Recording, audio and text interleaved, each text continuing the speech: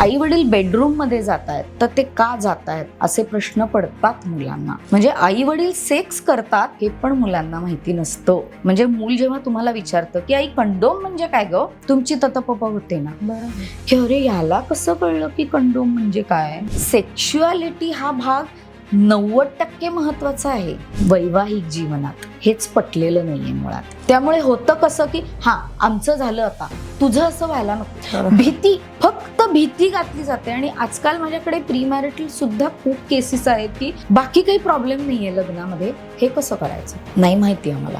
म्हणजे नाहीच, त्याच्याबद्दल इतके संस्कारित घर आहे ना आमचं, आमच्या घरात त्याविषयी बोललं सुद्धा जात नाही. तर हा अभिमान आहे. म्हणजे हे अजिबात बोलायचं नाही लग्नाच्या आधीपर्यंत.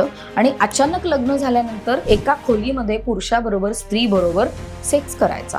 तर मला असं वाटतं की आपल्या इंडियन सोसायटीमध्ये लहानपणापासून सेक्स हा विषय कुठेच शिकवलाही जात नाही किंवा त्याच्यावर बोललंही जात नाही. त्यामुळेच कदाचित खूप सेक्शुअल प्रॉब्लेमची सुरुवात झालेली आहे. बऱ्याच वेळा मुलांना पालकांशी बोलताना सेक्शुअलिटी ह्या विषयावर बोलणं खूप अवघड जातं आणि ते व्हाईस वर्सा आहे. म्हणजे पालकांनाही ते अवघड जातं. सगळ्यात मोठं मी सांगू का, सगळ्यात यातली गोम काय आहे तर मला असं वाटतं की आपण डोळ्याची काळजी घ्यायला सांगतो, कानाची काळजी घ्यायला सांगतो, केसांची काळजी घ्यायला सांगतो, हाताची, पायाची, पोटाची काळजी घ्यायला सांगतो. पण आपल्याला सेक्स ऑर्गन आहे हे लहानपणापासून बिलकुल कुठेही त्याचा एक्झिस्टन्सच कुठेतरी जाणवून दिला जात नाही. तुम्ही विचार करा ना, तुम्हाला डोळे नसले तरी चालतात, हात नसले तरी चालतात, केस नसले तरी चालतात, पण सेक्स ऑर्गन नसलेलं चालतं का? तुम्ही सर्वाईव्ह होऊ शकता का? मुलांच्या मनामध्ये लैंगिकतेविषयी चुकीचे समज निर्माण होणे,